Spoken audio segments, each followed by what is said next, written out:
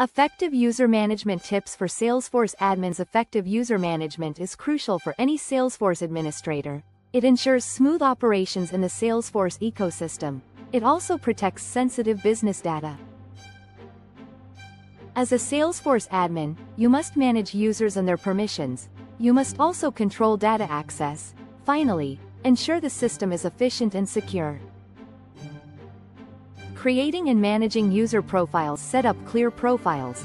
Create profiles that match user roles within your organization. Customize profiles for specific roles. Each profile must fit the role's responsibilities.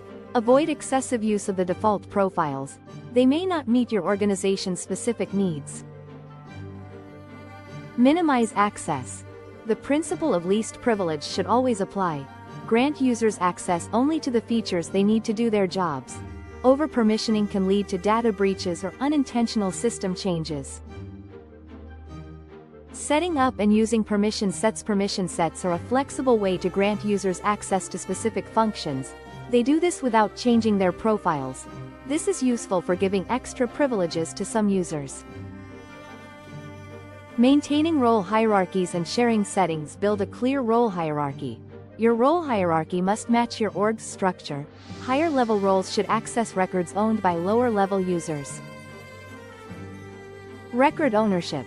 Clearly define record ownership rules. It affects visibility and responsibility. It ensures the right people access the right data. Troubleshooting common user issues. Even with the best user management, users may face issues. They may have login problems, missing permissions, or restricted data access. It's essential to have a system in place for quickly resolving these issues to keep users productive. Automating user management tasks. Automating repetitive user management tasks can save time and reduce errors.